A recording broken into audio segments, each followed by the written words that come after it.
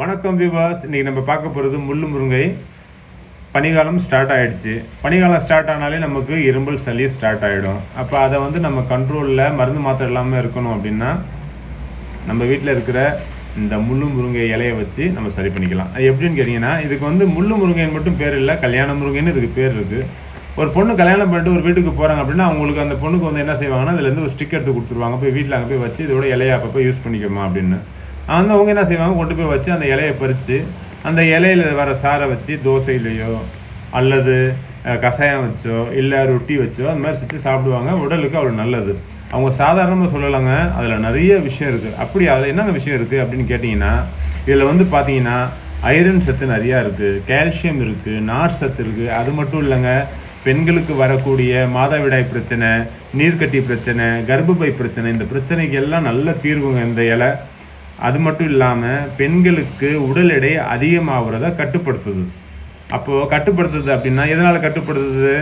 உடலில் அதிக கொலஸ்ட்ரால் இருந்தால் அதை இது கரைச்சி விடும். அதனால் உங்களுக்கு இந்த இலை பெண்களுக்கு முக்கியமாக ரொம்ப ரொம்ப ரொம்ப ரொம்ப முக்கியமான இலை. அதனால் நீங்கள் கண்டிப்பாக யூஸ் பண்ணணும் இதை. ஓகே, வாரத்துக்கு ஒரு 2 நாள் யூஸ் பண்ணுங்கள், அவ்வளோ நல்லது.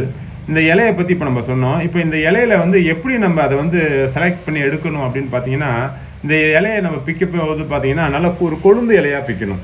ரொம்ப முத்தலாக எடுக்கக்கூடாது. சில வீடியோஸில் நீங்கள் பார்த்துருப்பீங்க, இலையில உள்ள நார் இருக்கும், நரம்பு இருக்கும், இது மாதிரி எடுக்கணும் வைக்கணும் அப்படின்னு சொல்லுவாங்க. நம்ம ஏங்க அவ்வளோ தூரம் அதை போய் போட்டு கஷ்டப்படுத்தணும்? அதில் பார்த்தீங்கன்னா இது முத்தலான ஒரு இலை, அது ஒரு வீடியோக்காக வச்சுருக்கிறேன். இதை பார்த்தீங்கன்னா நரம்பு பார்த்தீங்கன்னா அவ்வளோ மொத்தமாக இருக்கும். இலையை மடக்கணுங்கன்னா பட்டுன்னு உடையும், நரன்னு இருக்கும். வாழை இலை முத்தின இலை உடஞ்சி அப்படி இருக்கும், அந்த மாதிரி இருக்கும். அதில் சாறு இருக்காது, ஒன்றும் இருக்காது. நம்ம ஏன் அதை பண்ணணும்? அதை ஸ்கிப் பண்ணிடுவோம் அது ஓரமாக. ஓகே, இப்போ கொழுந்து இலை இருக்குது பார்த்தீங்களா, இதை வச்சு நம்ம தாராளமாக பண்ணலாம். இந்த கொழுந்து இலையை நம்ம என்ன செய்யணும்னு கேட்டிங்கன்னா, அழகாக நம்ம எப்படி வெத்தலையை காம்பை கிள்றோமோ அந்த மாதிரி இதோட காம்பை மட்டும் கிள்ளிங்கன்னா போதும். காம்பை கிள்ளிட்டு சுத்தமாக கழுவி அதை ஒரு மிக்சியில் போட்டு நைஸாக அரைச்சி சாராக எடுத்துக்குவோம். இதில் ஒரு விஷயம் என்னன்னு கேட்டிங்கன்னா, ஒருத்தங்க முத்தலான இலையை அரிசியோடு அரைக்கும் போது அந்த அரிசி என்ன ஆகும்னு கேட்டிங்கன்னா, ஒழுங்காக அரைப்படாது, அதுவும் நறுன்னு இருக்கும். இந்த இலையும் திப்பியாக வரும். நைஸாக இருந்தால் அரிசியும் நல்லா அரைப்படும், இதுவும் அரைப்படும். இப்போ நம்ம செய்ய போகிறது என்னென்னு கேட்டிங்கன்னா, அரிசியை ஊற வச்சு அரைக்காமல் அரிசியை கழுவி காய வச்சு அதை மிஷினில் கொடுத்து அரைச்சி அதில் நம்ம செய்ய போகிறோம். ஓகேங்களா? இது பாருங்கள், இந்த மாதிரி நரம்புகள் நிறையா இருக்கும். இதெல்லாம் உங்களுக்கு ஒரு டெமோக்காக தான் எடுத்து காட்டுறேன் நான். இந்த அளவுக்கு நம்ம அதில் போய் இறங்கி கஷ்டப்படணும்னு நமக்கு அவசியம் கிடையாது. முத்தலான இலை நம்ம யூஸ் பண்ண வேணாம். அதனால் அதை ஒதுக்கிட்டு கொழுந்து இலையை வச்சு நம்ம செய்யலாம். ஒரு 5 கொழுந்து இலை இருந்தால் போதுங்க. சும்மா ஒரு 2-3 இருந்தாலே போதும். நம்ம தாராளமாக அதை வச்சு நம்ம அதில் சாறு எடுத்து நம்ம எதில் வேணுமோ நம்ம யூஸ் பண்ணிக்கலாம். ஓகே, இப்போ நான் மிக்ஸி ஜாரில் அதை போட்டாச்சு, கொழுந்தான இலைங்களை. இப்போ அதை நைஸாக இது அரைச்சாச்சு. அந்த கொழுந்துலேயே பாருங்கள் திப்பிங்க இருக்குது.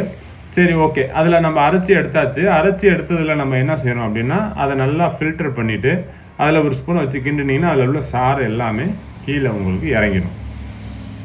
இறங்கின உடனே நம்ம என்ன செய்கிறோம் அப்படின்னா, அதை அப்படியே ஃபில்டர் பண்ணி எடுத்து சாறு எடுத்து வச்சுக்கிட்டு பச்சரிசி மாவை, நம்ம அரைச்சி வச்ச பச்சரிசி மாவை எத்தனை பேர் இருக்காங்களோ அதுக்கேற்ற மாதிரி நீங்கள் அளவு பண்ணி வச்சுக்கோங்க. எங்கள் வீட்டில் ஒரு 4 பேர் இருக்கோம். 4 பேர்த்துக்கு ஒரு 4 உருண்டை வர மாதிரி நாங்கள் ரெடி பண்ணுறதுக்காக ஒரு 1.5 கிளாஸ் நாங்கள் மாவு போட்டு ஒரு 1.5 கிளாஸ் இந்த தண்ணியை மிக்ஸ் பண்ணி கலந்துருக்கிறோம். இப்போ அதுக்கு நம்ம என்ன செய்கிறோம்னா, ஒரு கிண்ணத்தில் ஒரு 1.5 கிளாஸ் மாவை எடுத்து தேவையான அளவு உப்பு, ஒரு 1/2 ஸ்பூன் மிளகுத்தூள், 2ஐயும் போட்டு நல்லா அந்த மாவில் பிசைஞ்சு வச்சுருக்குறோம். பிசைஞ்சு பாருங்க, 2ஐயும் போட்டாச்சு, 2ஐயும் பிசைஞ்சு வச்சுருக்குறோம். இப்போ நம்ம அதில் என்ன செய்ய போகிறோம் அப்படின்னா, ஒரு 1/2 ஸ்பூன் ஜீரகம். அந்த ஜீரகத்தை நம்ம அதில் போட்டு பிசைஞ்சிட்டோம் அப்படின்னா இன்னும் கொஞ்சம் அதோட ஃப்ளேவர் நல்லாயிருக்கும். சில பேர்த்துக்கு இப்போ எனக்கு ஜீரகம் பிடிக்காதுன்றவங்க ஸ்கிப் பண்ணிக்கலாம், இல்லை சாப்பிட்லாம். அப்படின்னு எனக்கு பிடிக்கும் அப்படின்னா நீங்கள் தாராளமாக போடலாம். இதில் இப்போ இருக்கிறது என்னென்னு கேட்டிங்கன்னா, மிளகு, ஜீரகம், உப்பு போட்டிருக்கோம். இப்போ அடுத்து பார்த்திங்கன்னா தேங்காய் துருவல், இதையும் போட்டு நல்லா பிசைஞ்சிக்கலாம். தேங்காய் துருவல் எதுக்கு போடுறதுன்னா, அந்த சில பேருக்கு இந்த ரொட்டி கடிக்கும் போது தேங்காய் துருவல் இருந்தால் இன்னும் கொஞ்சம் டேஸ்ட் நல்லாயிருக்கும் அப்படின்னு சொல்லி ஆசைப்படுவாங்க.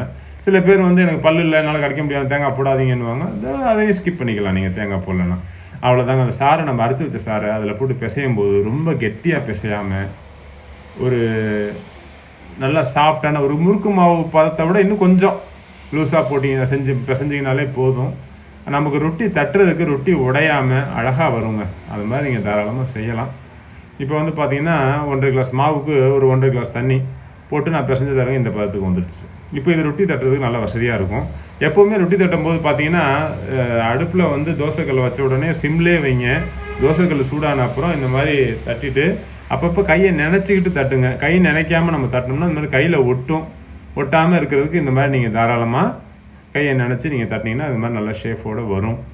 எனக்கு தட்ட தெரியாது அப்படின்றவங்க இலையில வாழை இலையில் வச்சு இது மாதிரி தட்டிட்டு அந்த தோசைக்கல்லை போட்டு நம்ம சுட்டு எடுக்கலாம். இதில் வந்து பார்த்தீங்கன்னா எண்ணெயோட கொஞ்சோண்டு நெய்யை கலந்தீங்கன்னா நல்லா வாசமாக இருக்கும், சாஃப்டாகவும் இருக்கும். நல்லா கிறிஸ்பி ஆகும்போது இன்னும் டேஸ்ட்டாக இருக்கும் சாப்பிடும்போது.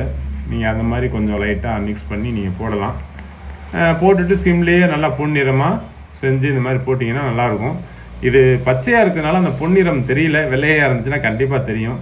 இந்த சாரோட டேஸ்ட்டு பார்த்தீங்கன்னா அந்த புளிப்பு, இனிப்பு, கசப்பு அந்த மாதிரிலாம் இருக்காது. எப்படி நம்ம தண்ணி இருக்கோ அந்த மாதிரி இருக்கும். ஓகே, இப்போ ரெடி பண்ணியாச்சு. கொஞ்சோண்டு தேங்காய் சட்னியும் ரெடி பண்ணி வச்சுருக்கிறேன். தொட்டு சாப்பிட்டு பார்ப்போம் எப்படி இருக்குது அப்படின்னு. இப்போ நான் ரெடி பண்ணிட்டேன். நல்லா கிறிஸ்பியாக நல்லா நாலா பக்கமும் வெந்து நல்லா இருக்குது. இப்போ இதை வந்து நான் சாப்பிட்டு பார்த்து எப்படின்னு இருக்குன்றதை விட நீங்கள் இதை செஞ்சு வீட்டில் செஞ்சு சாப்பிட்டு பார்த்துட்டு கமெண்ட்ஸில் எப்படி இருக்குன்னு சொல்லுங்கள். அப்போ தான் எனக்கு வந்து ஒரு திருப்தியாக இருக்கும். நீங்கள் சாப்பிட்டுட்டு எனக்கு லைக் பண்ணுங்கள், ஷேர் பண்ணுங்கள், கமெண்ட்ஸ் பண்ணுங்கள். தேங்க்யூ ஃபார் வாட்சிங். Bye bye, take care.